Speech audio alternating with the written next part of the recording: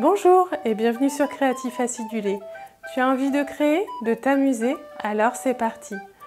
Aujourd'hui, je lance un épisode un peu différent sur la thématique de l'organisation à la maison. Je vais te montrer comment économiser de l'argent.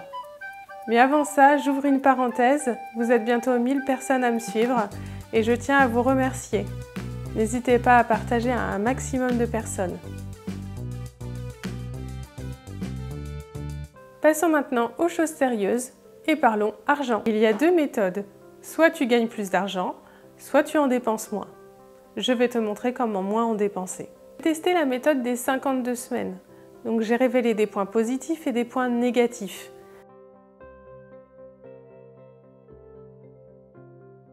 Le principe est simple. Chaque semaine, tu dois verser une somme d'argent de 1 à 52 € vu qu'il y a 52 semaines.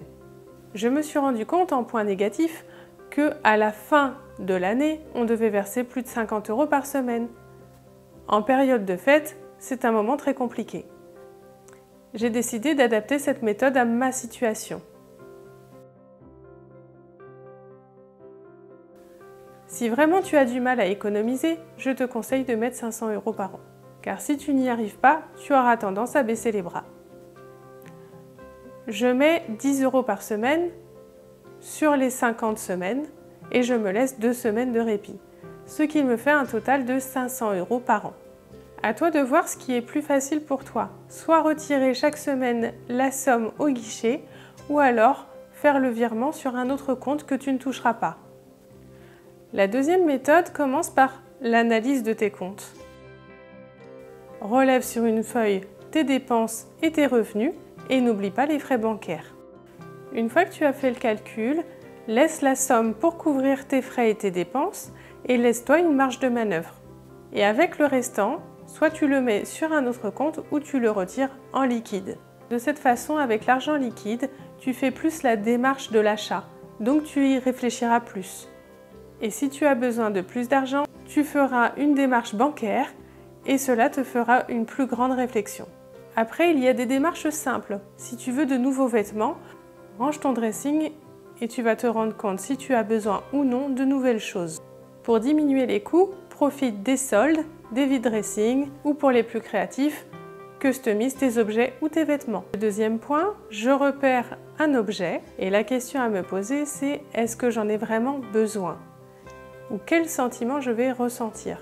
En fonction de ma réaction, je saurai si oui ou non j'ai besoin de faire l'achat. Un autre point, laisse-toi du temps à ta réflexion. Se laisser du temps, c'est mûrir sa réflexion et cela est bénéfique. Le quatrième point, c'est la bonne vieille liste, des pour ou des contre. En effet, cela te fait poser les vraies bonnes questions. Par exemple, mon enfant veut un lapin, décision qui nécessite une réelle réflexion. Un gros achat nécessitera toujours une réflexion sur le bénéfice-risque de l'achat.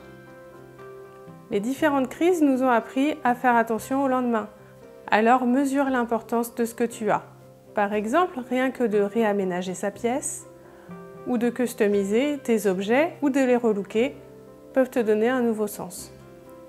Un autre point important est se limiter en sortie, ou sortir différemment. On privilégiera les sorties qui n'occasionnent pas de frais ou très peu de frais. Le but de cette vidéo n'est pas de te frustrer, il faut vraiment trouver un bon équilibre. Chacun doit trouver la méthode qui lui convient.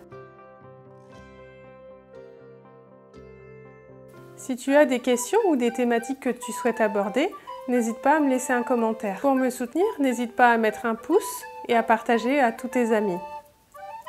Tu peux me retrouver tous les mardis à 10 h. Si tu ne veux louper aucun épisode, n'hésite pas à t'abonner. Bonne journée, sois créatif et amuse-toi bien.